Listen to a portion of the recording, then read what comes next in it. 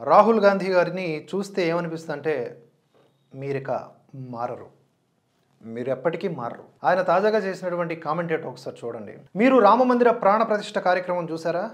అందులో ఒక్కరైనా OBC, SC, ST ముఖాలను చూసారా? కానీ ఈ కార్యక్రమానికి అమితాబ్ బచ్చన్, ఐశ్వర్య బచ్చన్, ప్రధాని నరేంద్ర మోదీ హాజరయ్యారు. కానీ దేశాన్ని నిజంగా నడిపించే వ్యక్తులను మాత్రం మనం అంత గొప్ప కార్యక్రమంలో చూడలేదు.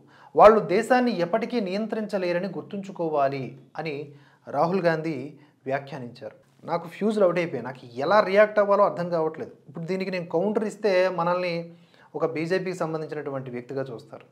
ఇక్కడ ఇది రాముడికి సంబంధించిన మాట కాబట్టి, దేశమే మాకు క్షేమం కాబట్టి, ధర్మమే మాకు ముఖ్యం కాబట్టి మేము దీనిపైన రిప్లై ఇవ్వాలనుకుంటున్నాం.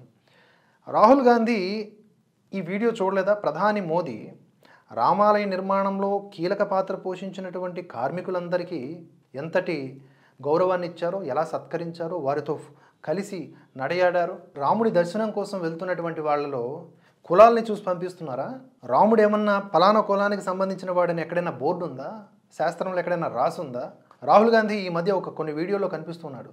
ఎక్కడికి వెళ్తున్నా ఏ క్యా హే, జై శ్రీరామ్, జై శ్రీరామ్, జై శ్రీరామ్, और कुछ काम नहीं है क्या అంటున్నాడు. జై శ్రీరామ్ అంటే ఏంటంత తలనొప్పి ఏంటి మీకు? నాకు అర్థం కాదు. ఈ దేశంలో ఉండాలంటే జై శ్రీరామ్ అనాల్సిందే అని చాలామంది ఎంపీలు పార్టీలకు అతీతంగా చెప్తున్నటువంటి స్లోగన్స్. అయినా కూడా రాహుల్ గాంధీకి అర్థం కాకుండా బీజేపీని విమర్శించాలనే ప్రాసెస్లో భాగంగా అటుపక్క సంతుష్టీకరణ రాజకీయాలు చేయాలి. ఇన్నింటి నడుమ హిందువులకు దూరం అవుతున్నారు కదా.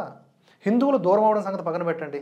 హిందువుల మనోభావాలు దెబ్బతీసేలా ఉన్నాయి. అంబానీ, ఆదానీ, అమితాబ్ బచ్చన్, ఐశ్వర్యరాయ్ ఇలాంటి వాళ్ళ పేర్లు చెప్పి ఓబీసీ, ఎస్సీ, ఎస్టీ వీళ్ళకి సంబంధించినటువంటి ఈ సామాజిక వర్గాల కేటగిరీస్ని పైకి తీసుకొచ్చి జనాల మధ్య కులపరమైనటువంటి విభజనలు, మతపరమైనటువంటి విభజనలు చేస్తూ రాజకీయాల్లో రాణిద్దామని చూస్తున్నటువంటి రాహుల్ గాంధీకి ఎలా రియాక్ట్ అవ్వాలో కూడా అర్థం కావట్లేదు.